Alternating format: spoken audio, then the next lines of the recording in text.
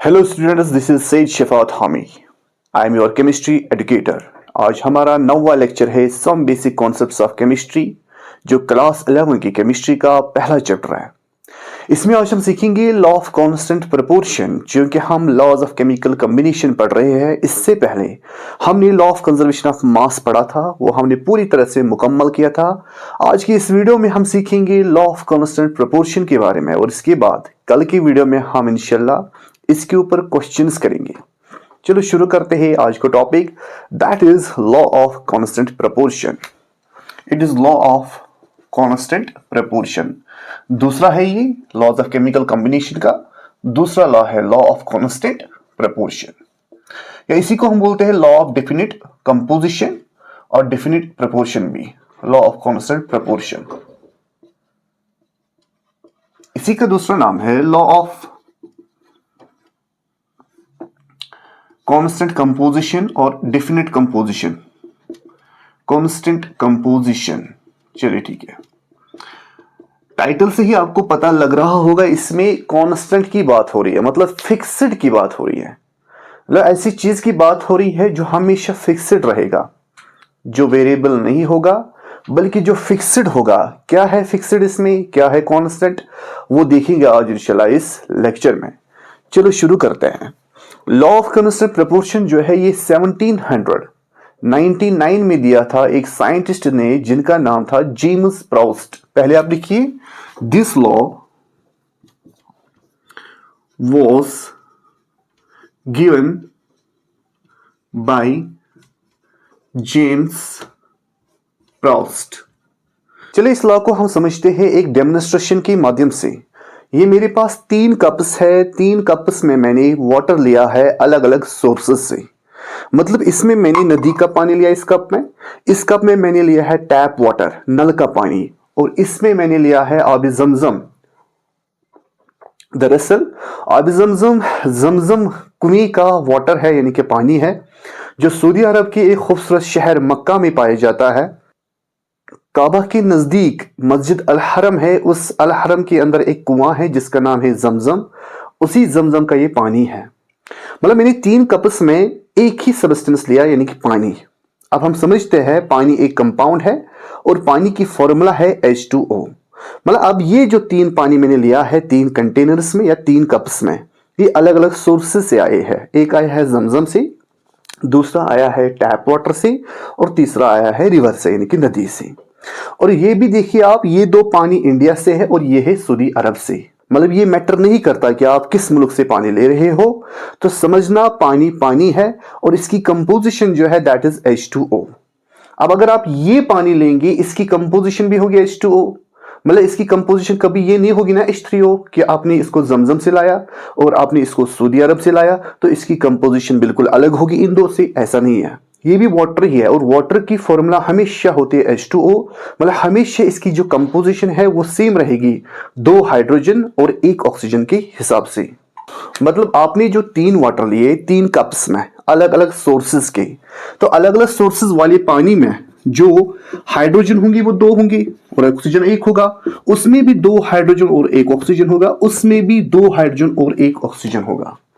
ऐसा कभी नहीं होगा कि जो जमजम का पानी है उसमें आपको मिलेंगे 1 हाइड्रोजन और 1 ऑक्सीजन। समझेगा इस चीज को, ऐसा कभी नहीं होगा। यही होती है फिक्स्ड कंपोजिशन, मतलब 2 हाइड्रोजन और 1 ऑक्सीजन हर वाटर में होगा। अगर आपने कोई पर्टिकुलर कंपाउंड लिया, जैसे हमने यहाँ पे वाटर का कंपाउंड लिया, इसकी जो कंपोजिशन है, मतलब जिनसे ये बना है, किनसे बना है, 2 हाइड्रोजन और 1 ऑक्सीजन से, वो हमेशा फिक्स्ड रहेगा। भले आप वो पानी, वो कंपाउंड कहीं से भी आप हासिल कर लो, चाहे किसी भी मुल्क से आप वो कंपाउंड लाओ, किसी भी मुल्क से या किसी भी सोर्स से। फिलहाल मैंने 2 मुल्कों से पानी लिया, सऊदी अरब और इंडिया से, और सोर्स मेरे पास 3 है। एक है मेरे पास रिवर वाटर, दूसरा है मेरे पास नल का पानी और तीसरा है जमजम। तो तीनों केसेस में आप देखेंगे जो वाटर की कंपोजिशन है वो सेम है। बोले तो 2 हाइड्रोजन और 1 ऑक्सीजन, यानी कि 2:1 रेशियो बन रहा है यहाँ पे, 2:1, 2:1 इस हिसाब से। मतलब हमेशा इस वाटर में 1 ऑक्सीजन होगा और 2 हाइड्रोजन, 1 हिस्सा ऑक्सीजन का होगा और 2 हिस्से हाइड्रोजन के होंगे, जो आपस में कंबाइन करेंगे और बनाएंगे वाटर। इसमें भी वही रेशियो है 2:1। यही होता है फिक्स्ड कंपोजिशन, मतलब जो फिक्स रहेगा from what, source to source, चाहे सोर्स कहीं का भी हो, हमेशा कंपाउंड जब तक सेम है तब तक उनकी कंपोजिशन यही रहेगी। आई होप यू गॉट इट। दूसरा पहलू इसका यह है कि इसके मास जो है वो भी हमेशा कांस्टेंट रहेगा, मास। अब हम समझते हैं मास कैसे निकालते हैं हम किसी भी मॉलिक्यूल या कंपाउंड का, उसमें मौजूद जो इंडिविजुअल एटम्स हैं उन इंडिविजुअल एटम्स का हम मास निकालकर उनको लास्ट में सम करते हैं, यानी कि ऐड। देखिए कैसे, हाइड्रोजन का एक का मास होता है 1, क्यों? हाइड्रोजन के अंदर एक ही प्रोटॉन होता है, ये आपने पढ़ा है, तो इसका मास बनेगा 1U या 1 ग्राम। इफ आई टेक और express it in grams then I will take 1 gram. क्योंकि यहां पे पास 2 हाइड्रोजन है तो 2 हाइड्रोजन का कितना होगा 2 ग्राम, समझिए इस चीज को, इट इज 2 ग्राम। इसी तरह से यहां पे देखिए आप, ऑक्सीजन का कितना होता है, अगर आप पीरियड टेबल में देखेंगे ऑक्सीजन आता है 8वें नंबर पे और इसका मास होता है 16 ग्राम। तो ये बनेगा रेशियो, दिस इज 2:16, मतलब 2 ग्राम हमेशा रिएक्ट करेंगे 16 ग्राम ऑक्सीजन के साथ और बनाएंगे वाटर। अब अगर हम इसको सिंपलीफाई करेंगे इस रेशियो को, वो ऐसे होगा 2 1 r 2, 2 8 r 60, तो ये बन जाएगा 1:8, मतलब ये रेशियो बन जाएगा 1:8। इसका ये मतलब वाटर का हमेशा जो मास रेशियो होगा that would be equal to 1:8। I hope you got it. ये हमेशा फिक्स्ड रहेगा। इसी तरह से उस वाटर के लिए भी यही रहेगा 1:8, क्योंकि सेम है, इसके लिए भी रहेगा वही 1:8, कोई फर्क नहीं होगा। यही कहना था जेम्स प्रोस्ट का, बिल्कुल सिंपल और साधारण सा लॉ था ये। तो this was all about what law of constant proportion. पहली बात, इसमें जो एटम्स है वो जो है जितने नंबर्स में होंगे वो हमेशा सेम रहेंगे, और उन एटम्स का फिर जो मास होगा, जैसे हाइड्रोजन का हमने अलग निकाला, ऑक्सीजन का अलग, उनका जो रेशियो है वो मास का रेशियो वो हमेशा सेम रहेगा, वो कभी बदलेगा नहीं, वो हमेशा सेम होगा एक पर्टिकुलर कंपाउंड के लिए, भले आपने वो कंपाउंड कहीं से भी हासिल किया हो। आई होप यू गॉट इट। दूसरी एग्जांपल हमारे पास है CO2, कार्बन डाइऑक्साइड, CO2।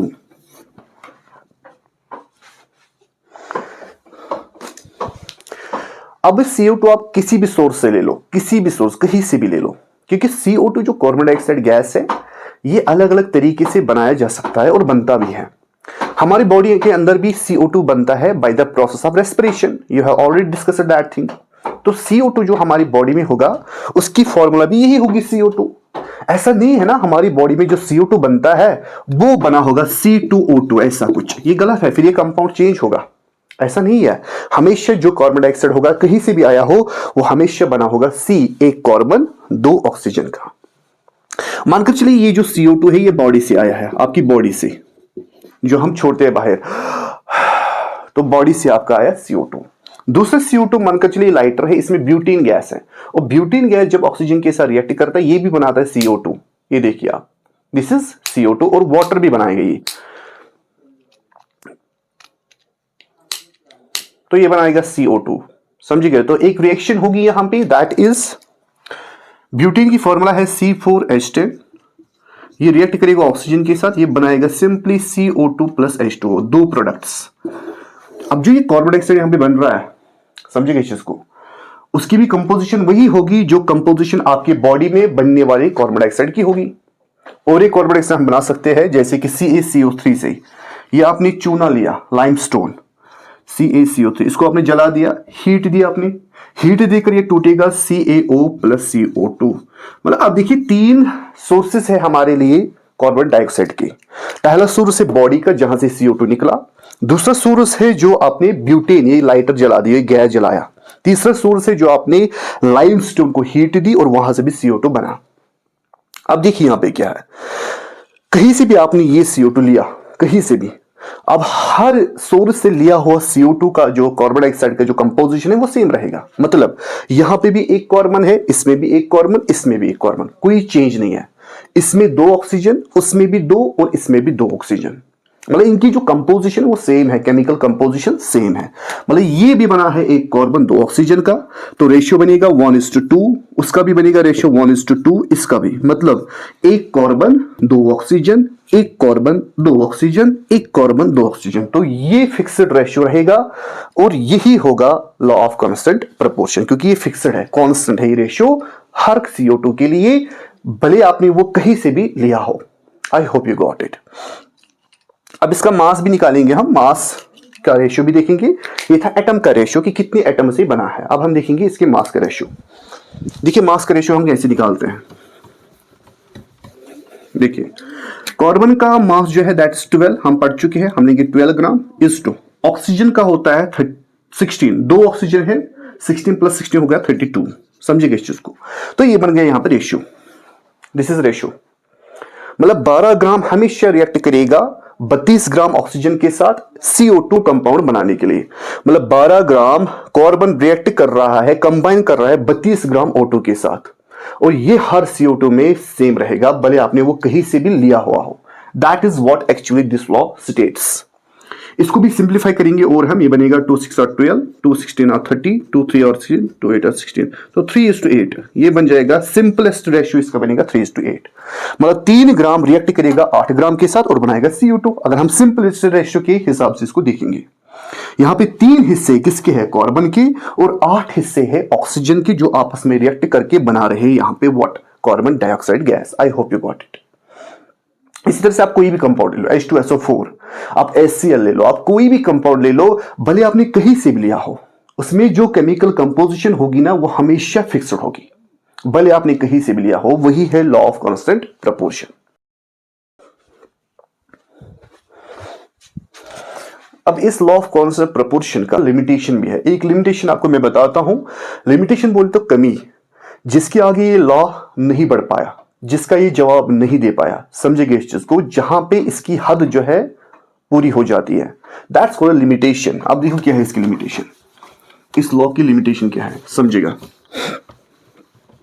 सुनिए, वो लिमिटेशन आ रही है in terms of isotopes, in terms of isotopes. समझेगा इस चीज को। आपने मानकर चलिए CO2 लिया, आपने ये CO2 लिया, ठीक है, ये CO2 आपने लिया, carbon and oxygen.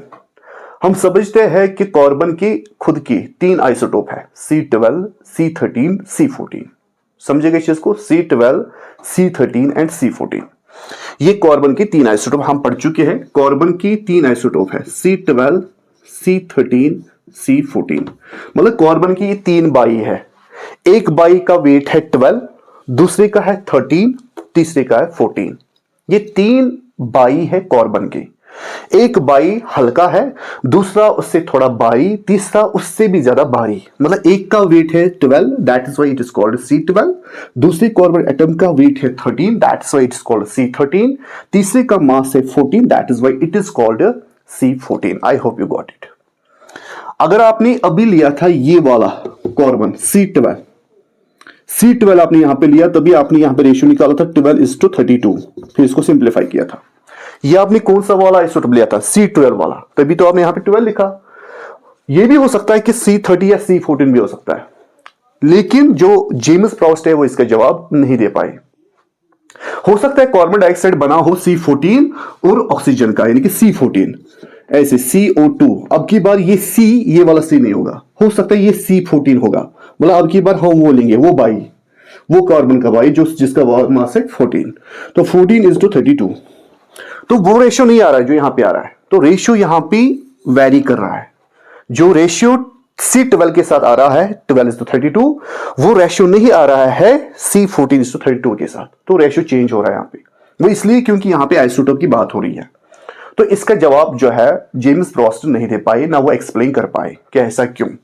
Is that तो यही लिमिटेशन है असल में किसकी, लॉ ऑफ कांस्टेंट प्रोपोर्शन की। आई होप यू गॉट इट। लेकिन ये सक्सेसफुल भी रहा क्योंकि इसके कई सारे यूजेस है। सबसे बेहतरीन use law of constant proportion का जो है वो मेडिकल इंडस्ट्रीज में है, जहां पे हम मेडिसिन इसी लॉ के जरिए से बनाते हैं। कैसे समझाते एक एग्जाम्पल से आपको। तो इसका एक बेहतरीन यूज है मेडिकल इंडस्ट्री में है, मेडिसिन बनाने के लिए, वो मैं यहां पे सिखाऊंगा आपको, एक एग्जाम्पल दूंगा ताकि आपको इस लॉ को अच्छे से अंडरस्टैंड करने का मौका मिले। देखिए सुनिए, हमारे पास एक दवाई आती है, एक टैबलेट आता है हमारे पास, दैट इज ज़ीरोडॉल, ठीक है, नॉर्मल ज़ीरोडॉल एक दवाई आता है हमारे पास इस कंपनी की, ज़ीरोडॉल की। अब ज़ीरोडॉल जो टैबलेट होता है, इसमें 2 केमिकल्स होता है, समझिए इस चीज को। पहला केमिकल होता है एसिक्लोफेनैक, ये केमिकल होता है। दूसरा होता है इसमें simply paracetamol, paracetamol, paracetamol and aceclofenac, ये दो केमिकल्स होते हैं इसमें, किसमें, ज़ीरोडॉल के टैबलेट में। अब देखिए दवाइयां बनाने वाले जो है इसको परफेक्टली और प्रिसाइजली मेजर करके लेते हैं, समझिए इस चीज को, वो अंधाधुन नहीं लेते हैं कि इतना लेंगे हम इतना लेंगे, तो उससे क्या होगा, साइड इफेक्ट्स हो सकता है बॉडी में और इंसान जो है प्रॉब्लम्स का शिकार भी हो सकता है। इसलिए वो इसको बाकायदा नाप कर लेते हैं, मेजर करके। मिसाल के तौर पर वो हमेशा एसिक्लोफेनाक लेंगे इसको बनाने के लिए 100 mg, 100 mg, और पैरास्टामोल वो लेते हैं 325 mg। तो ये रेशियो बनता है 100:325, मतलब इस रेशियो से वो इस टैबलेट को बनाते हैं, जिसमें 100 वो लेते हैं mg किसका, एसिक्लोफेनाक का, और 325 लेते हैं वो पैरास्टामोल का। अब अगर उन्होंने चेंज किया, मतलब उन्होंने ऐसा किया कि इसी टैबलेट को बनाने के लिए उन्होंने यहां पे लिए 105, तो ये प्रोपोर्शन चेंज हुआ, प्रोपोर्शन में चेंज आ गया। इससे क्या होगा, इससे हो सकता है पेशेंट को प्रॉब्लम हो जाए, जो ये पेन किलर ले रहा है ज़ीरोडॉल का, साइड इफेक्ट्स हो सकते हैं, या ये दवाई सही तरीके से उसकी बॉडी में काम नहीं कर सकती। इसलिए हम कहते हैं law of constant proportion follow करना बहुत जरूरी है, जो होता है किसमें, मेडिकल इंडस्ट्रीज में, मेडिकल इंडस्ट्रीज में, यानी कि मेडिसिन को बनाने के लिए। तो यहां पे 105 नहीं आना चाहिए, यहां पे बराबर वो लेते हैं 100, वो प्रिसाइजली यहां पे इसको मेजर करके लेते हैं 100 mg, और 100 mg कंबाइन करेगा 325 mg ऑफ पैरासिटामोल, और इस तरह से यहां पे बनेगी एक ज़ीरोडॉल की टैबलेट, समझिएगा इस चीज को। तो इस प्रपोर्शन में कोई चेंज नहीं आना चाहिए, इसलिए वो प्रिसाइजली एक्यूरेटली इन चीजों को बनाते हैं हमेशा इस प्रपोर्शन के हिसाब से, जहां पे 100 mg और 325 mg पैरासिटामोल होगा और 100 mg होगा एसिक्लोफेनाक का। आई होप यू गॉट इट। और यही यूज है असल में मेडिकल इंडस्ट्रीज में, लॉ ऑफ कांस्टेंट प्रोपोर्शन, इसलिए हम कहते हैं इसकी बहुत ज्यादा इंपॉर्टेंस है। तो लॉ ऑफ कांस्टेंट प्रोपोर्शन क्या कहता है, अब हमेशा जो केमिकल कंपोजिशन होगी कंपाउंड की वो फिक्स्ड रहेगी, वो कांस्टेंट रहेगी, ठीक है। और उनके जो मासेस होंगे बाय मास, वो कंपोजिशन भी जो है वो सेम रहेगी, एलिमेंट की जो कंपोजिशन बाय मास है वो भी सेम रहेगी। भले आपने वो कंपाउंड कहीं से भी लिया हो, चाहे आपने किसी भी सोर्स से वो हासिल किया हो, हमेशा उसमें जो कंपोजिशन रहेगी एलिमेंट्स की, उनके एटम्स की या उनके मासेस की, वो सेम रहेगी। This was all about law of constant proportion. कल हम सीखेंगे इसके ऊपर कुछ क्वेश्चंस, क्योंकि हमें इस टॉपिक को भी लेना है कॉम्पिटिटिव लेवल, जेई और नीट जैसे लेवल पर। आई होप यू गॉट इट। कल इसके ऊपर हम क्वेश्चंस करेंगे, तब तक के लिए हमें इजाजत दीजिए। अस्सलाम वालेकुम।